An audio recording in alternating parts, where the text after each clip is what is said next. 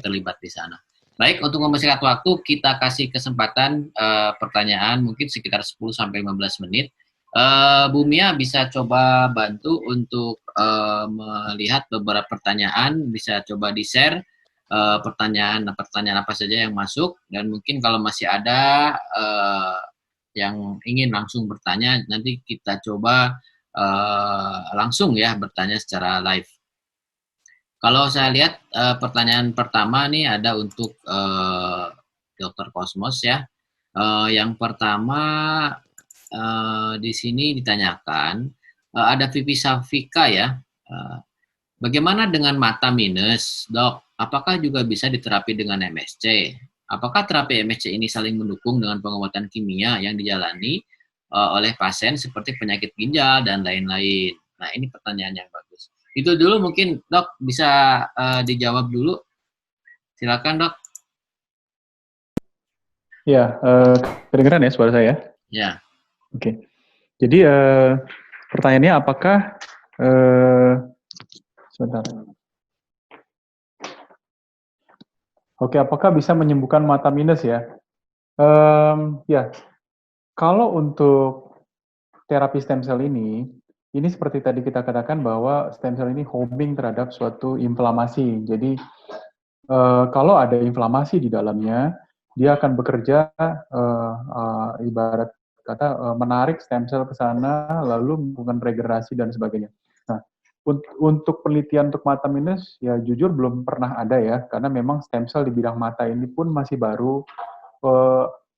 Yang paling duluan dilakukan penelitian pastinya yang menyebabkan kebutaan dulu ya, seperti tadi kayak retinitis pigmentosa, degenerasi makula, dan semua diabetik retinopati, semua yang menyebabkan kebutaan.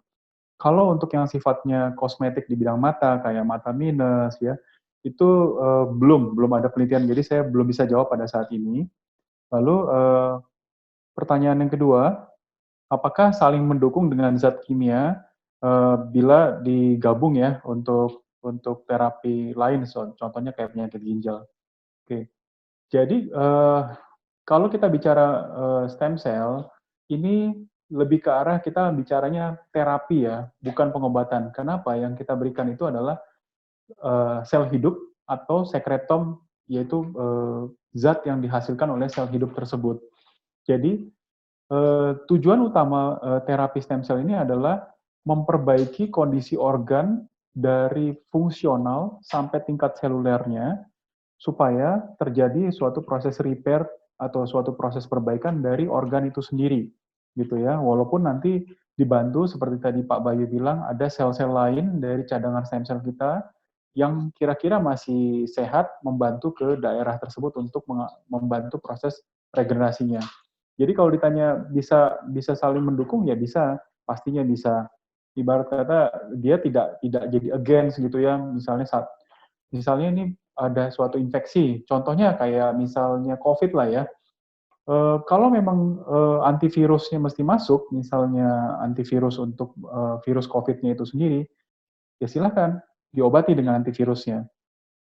Terapi stem cell untuk COVID-19-nya adalah untuk menekan sitokin storm-nya, seperti tadi dikatakan oleh Pak Bayu. Jadi tujuannya adalah mendorong paru-paru untuk bisa secara fisiologis atau secara fungsi menuju titik normal kembali seperti sebelum sakit. Walaupun mungkin pada akhirnya tidak bisa 100% normal, tapi paling tidak dia bukan mematikan virusnya, tapi dia mendukung suatu proses fisiologis di dalam paru-parunya untuk menekan inflamasinya.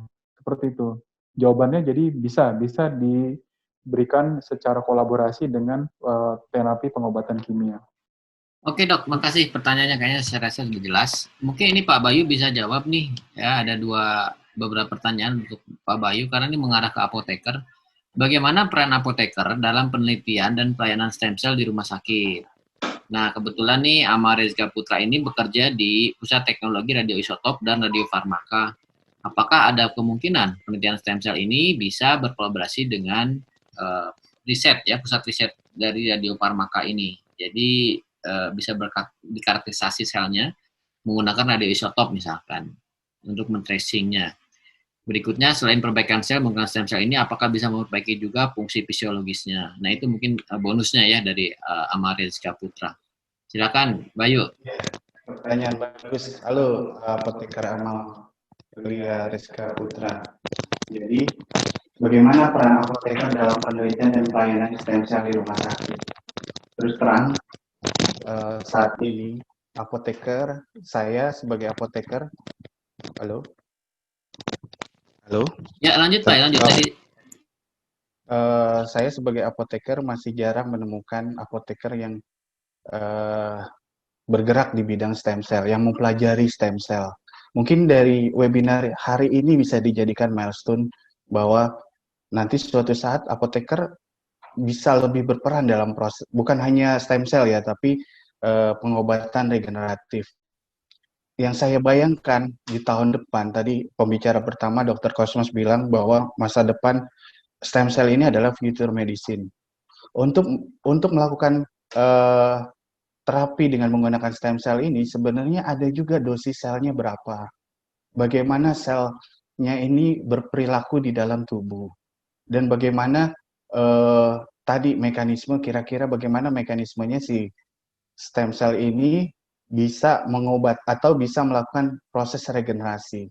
Itu mungkin yang di dalam pemikiran saya yang saya harapkan nanti suatu saat apoteker bisa lebih berperan di dalam hal-hal seperti bentukan dosis misalnya, atau mungkin bahkan seperti yang sedang dilakukan oleh tim dari Fakultas Farmasi Unpad dan Dr. Cosmos yang melakukan formulasi sediaan untuk bagaimana stem cell ini dibuat sediaan farmasinya, sehingga suatu saat bisa meningkatkan, karena kita menggunakan sel ini harus hidup ketika digunakan, sehingga harus dibuat stabilitas selnya ini harus lebih panjang. Karena kendala saat ini adalah untuk melakukan terapi stem cell itu harus pakai namanya cryosipper. Saya bawa cryosipper yang suhunya di bawah minus 150 derajat ke Yogyakarta, ke UGM, ke Rumah Sakit Sarjito untuk penelitian Dr. Cosmos. Bisa dibayangkan kalau nanti ke depannya ahli-ahli formulasi dari apoteker dari farmasi ini bisa menyediakan bagaimana bentuk sediaan yang membuat sel ini tidak mati ketika dibawa pada suhu yang ruang atau suhu yang lebih mudah, seperti itu. Itu peran apoteker yang baru kebayang oleh saya. Yang kedua, pertanyaan mengenai pusat teknologi radioisotop dan radiofarmaka tidak menutup kemungkinan. Makanya hari ini kita lakukan webinar dan ada pusat studi sediaan farmasi ini rencananya mau dilakukan regeneratif medicine, tidak menutup kemungkinan PTRR ini bisa kerjasama dengan Fakultas Farmasi Unpad misalnya atau Fakultas Farmasi yang lain untuk melakukan penelitian, karena ilmu stem cell ini masih banyak yang gelapnya terus terang. Saya pernah baca suatu jurnal yang dikeluarkan oleh peneliti Belanda namanya Martin Hodding. Dia men-tracing apa sih yang terjadi pada MSC setelah disuntik ke dalam pasien. Berapa lama dia di pembuluh darah, berapa lama kemudian dia menuju kemana, berapa lama dia di ginjal. Kalau dalam bahasa farmasinya adalah atmanya seperti apa sih sebenarnya. Itu yang masih mungkin perlu dilakukan penelitian lebih lanjut menggunakan radioisotop misalnya. Saya nggak tahu. Dan nggak menutup kemungkinan penelitian itu bisa dilakukan dengan berkolaborasi dengan pusat studi yang ada. Dan perbaikan sel menggunakan stem cell apakah bisa memperbaiki fungsi fisiologis? Jawaban saya adalah fungsi fisiologis ini pasti ditentukan oleh keadaan sel. Sel sebenarnya fungsi fisiologis ini adalah akumulasi dari kerja sel-sel yang ada di jaringan. Kalau sel ini sehat, maka fungsi fisiologisnya juga pasti bakal baik. Seperti itu mungkin kurang lebih. Ya, terima kasih Pak Bayu. Amal. Berikutnya nih dari Dr. Cosmos mungkin bisa bantu karena ini terkait mata nih. Dari Febrina Oktaviana Anur. Izin bertanya, apakah mata dengan kerusakan saraf sehingga mata menjadi tidak bisa melihat, apakah bisa dilakukan terapi stem cell? Apakah mata dengan kerusakan saraf sehingga mata menjadi tidak bisa melihat, Oh itu maksudnya ya. Jadi Oke. dengan kelainan saraf di mata, apakah mungkin bisa dengan stem cell ini? Ya, terima kasih atas pertanyaannya. Jadi kita harus mengenal sifat stem cell dulu ketika kita mau mengobati organ ataupun penyakit yang kita fokuskan. Kalau memang kerusakan syaraf itu terjadi suatu proses inflamasi dan inflamasi itu masih berlanjut sehingga ada diproduksi sitokin yang bisa ibaratnya homing terhadap menarik populasi stem cell ke organ tersebut, maka itu bisa diobati, ya. Akan tetapi, kalau misalnya itu kerusakan syaraf matanya sudah menyebabkan kematian sel, sel yang sudah mati tidak menghasilkan sitokin, eh, itu ketika nanti kita akan memberikan stem cell ke sana, maka stem cell ini akan terhoming atau tertarik terhadap organ-organ lain yang menimbulkan inflamasi gitu. Jadi dalam tubuh kita mungkin ada ratusan, mungkin ribuan atau jutaan inflamasi yang terjadi dalam tubuh kita setiap harinya. Oleh karena itu, makanya dikatakan stem cell ini personalized medicine. Eh, Tadi mungkin ada pertanyaan juga, saya sempat lihat bahwa bagaimana bisa memaksimalkan fungsi kerja stem cell tentang personalized medicine ini. Jadi kita harus lihat bahwa eh, inflamasi yang terjadi di organ target itu menjadi inflamasi yang lebih prominent atau inflamasi yang lebih signifikan dibandingkan organ-organ lainnya. Karena yang kita berikan pada saat ini adalah naif cell atau sel yang masih sangat-sangat bentuk dasar gitu ya. Jadi ketika kita suntikan, kita nggak bisa mengontrol dia pergi kemana, kecuali daerah tersebut memang inflamasinya signifikan, sehingga dia homing ke sana. Oleh karena itu tadi dikatakan oleh pembicara kedua, Pak Bayu, disitulah peran nanti para apoteker membantu kita bagaimana bisa memformulasikan, bagaimana bisa membuat suatu homing system terhadap stem cell, atau yang seperti keahlian dari Kang Nasrul misalnya, drug delivery-nya seperti apa nanti, supaya stem cell ini dia disuntik ke sana, ya di sanalah mereka beraktivitas gitu ya. Karena kalau misalnya inflamasi sudah tidak ada di daerah situ, maka stem cell itu akan cenderung homing ke tempat lain gitu. Oleh karena itu, untuk meyakinkan bahwa stem cell itu akan bekerja maksimal di daerah situ, kita mengambil contoh kayak bidang spesialisasi ortopedi misalnya ya. Pada ortopedi, ketika melakukan injeksi stem cell di lutut misalnya untuk terapi sendi, itu sejawat dokter itu, dokter ortopedi tersebut, dia melakukan sedikit ibarat kata melukai jaringan sendinya sehingga terjadi perdarahan sedikit. Dia merangsang inflamasi dengan sengaja gitu ya. Jadi dia ibarat kata sedikit melakukan torehan, mungkin merusak sedikit gitu ya, sehingga di situ terjadi perdarahan, terjadi peradangan yang cukup signifikan, baru kemudian dia lakukan stem cell di situ, injeksikan stem cell di situ. Dengan harapan si stem cell naif ini atau stem cell yang bentuk yang paling dasar ini tidak ketarik ke tempat lain, melainkan semaksimal-maksimalnya bekerja di tempat tersebut.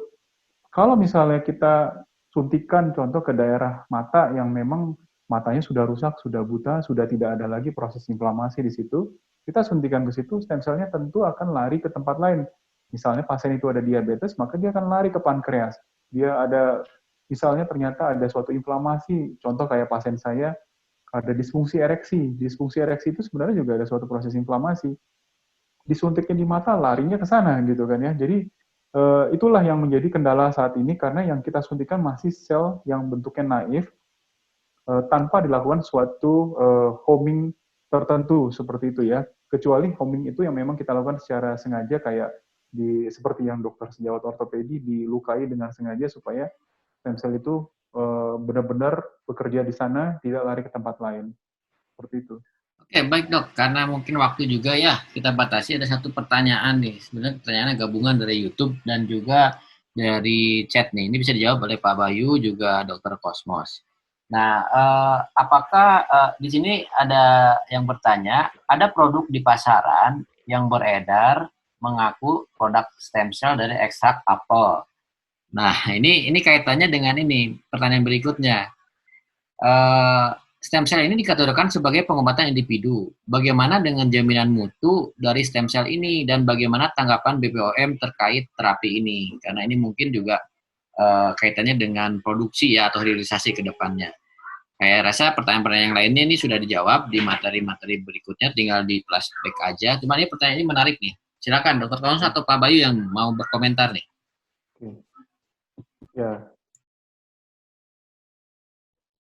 Ya, terima kasih. Pertanyaannya itu banyak sekali ditanyakan ya.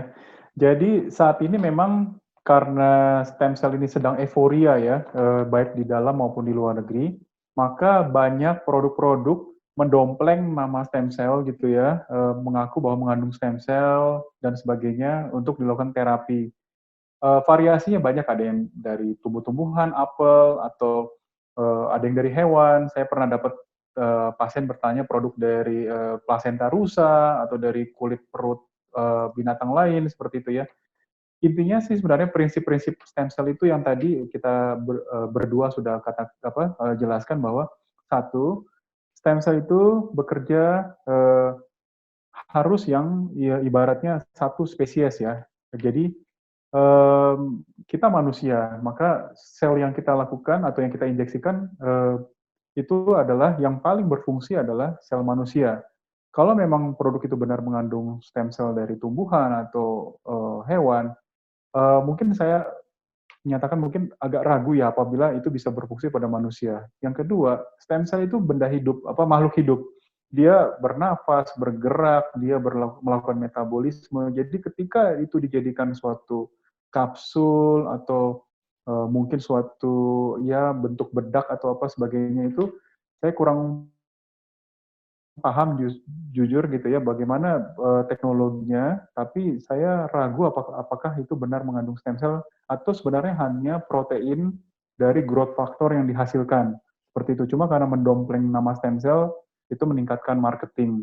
Kemudian tentang BPOM, ya ini pertanyaan ya tentang BPOM ini pertanyaan menarik ya karena saya saat ini bekerja sama erat dengan Pak Bayu dan kita sudah beberapa kali konsultasi dengan BPOM. Jadi seperti tadi dijelaskan bahwa perkembangan stem cell di tiap-tiap negara berbeda. Oleh karena itu belum tentu pihak aparat yang terkait itu pada waktu stem cell atau teknologi baru itu masuk ke negaranya, mereka sudah langsung paham ataupun tahu. Itulah tugas kita sebagai saintis, itulah tugas kita sebagai apoteker, dokter, kita pemaparan pada mereka. Kita buat mereka mengerti bahwa stem cell ini seperti ini, dan stem cell ini bukan obat. Jadi kita bukan ngomong jaminan mutu, tapi yang merupakan jaminan adalah proses pengolahannya. Itu yang bisa dilakukan jaminan mutu.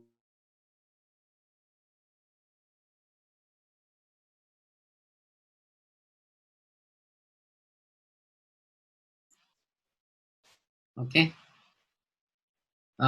Mati ya. Mungkin Pak Bayu bisa menambahkan dikit sebelum kita tutup dan kita serahkan ke MC.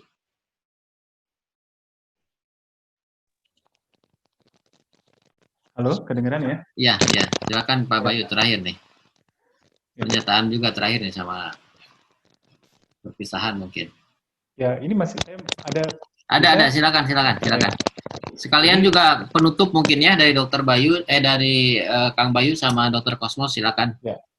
Ya, jadi yang penting adalah kita dari para saintis ketika kita mendapatkan teknologi baru, kita bekerja sama berkolaborasi untuk melakukan pemaparan kepada aparat yang terkait, lalu kita sharing seperti itu. Kemudian kita menciptakan teknologi yang halal untuk bisa dipakai oleh banyak orang. Lalu jaminan mutu untuk stem cell bukan pada stem cell-nya, karena stem cell itu bekerjanya terpersonalize ya, jadi dia bisa pergi kemana saja tergantung daerah inflamasinya. Tapi jaminan yang mutu yang dilakukan adalah pengolahannya, bagaimana melakukan pengolahan yang baik terhadap stem cell supaya hasilnya lebih maksimal, tidak terkontaminasi oleh infeksius material, kemudian menggunakan bahan-bahan yang halal, seperti itu. Sehingga fungsinya bisa lebih maksimal. Dari saya sih itu, mungkin Pak Bayu. sedikit aja menjawab pertanyaan mengenai BPOM tadi. Jadi BPOM ini juga sangat sangat proaktif juga ikut dalam mengembangkan stem cell. Jadi dalam memacu produk stem cell dari Indonesia. Salah satunya saya kemarin dapat sharing dari teman saya yang bekerja di farmasi, itu ada sosialisasi mengenai implementasi per BPOM nomor 19 tahun 2020 dalam pengawasan produksi obat. Sekarang di dalam situ mengenai CPOB, jadi salah satu sarana produksi obat yang harus yang ada sarana produksi yang salah satunya adalah di situ industri obat, industri bahan baku obat dan stem cell yang harus mengikuti jadi BPOM mengikuti cara pembuatan obat yang baik. Memang disitulah saat ini memang regulasi di Indonesia masih perlu ditata lagi menurut saya pribadi. Maksudnya dalam hal stem cell ini, jadi kalau saat ini yang berlaku adalah kalau stem cell ini bentuknya autologus dan autologus tidak memerlukan izin edar, dia bisa dia melewati perizinan lewat Kemenkes. Tetapi kalau misalnya perlu izin edar dan lain sebagainya, itu lewat BPOM. Tapi sebenarnya ada juga namanya Komite Sel Punca yang tadi Dr. Kosmas juga sempat singgung, bahwa Punca juga memberikan izin operasional untuk laboratorium atau untuk sarana produksi yang ingin melakukan produksi stem cell, tentunya melewati quality control yang sudah ditetapkan oleh mereka. Di dalam Komite Sel Punca itu ada unsur BPOM juga di sana. Banyak sekali webinar-webinar juga dari BPOM yang membahas mengenai stem cell ini. Mungkin itu saja jawaban dari saya. Baik, terima kasih Pak Bayu. Alhamdulillah, akhirnya kita ada di ujung acara. Kalau bisa kita simpulkan dari pembicaraan Dr. Kosmas sama Pak Bayu ini saling berhubungan. Artinya yang pertama Dr. Kosmas mengangkat MSC itu apa, dan MSC ini sebagai future medicine ya. Dan nanti di Indonesia juga tentunya kita harus bersiap diri ya untuk menghadapi atau berkolaborasi secara internasional justru untuk pengembangan MSC ini. Baik, karena waktu juga mohon maaf tidak bisa dibacakan semua pertanyaan, oleh karena itu silakan kami kembalikan ke MC. Silakan, Ray. Sekian dari saya. Wassalamualaikum warahmatullahi wabarakatuh. Mohon maaf apabila ada kesalahan ya yang tidak secara langsung atau tidak bermaksud ya untuk munculnya kesalahan itu. Silakan, Ray. Assalamualaikum warahmatullahi wabarakatuh. Alhamdulillah, kita telah sampai di penghujung acara.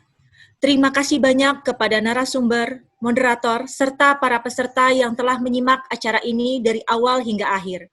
Kami dari pihak panitia memohon maaf atas segala kekurangan. Semoga ilmu yang didapat hari ini akan menjadi ilmu yang bermanfaat. Sampai jumpa di lain kesempatan. Saya Apoteker Zahre Loren Pitamia pamit. Wassalamualaikum warahmatullahi wabarakatuh.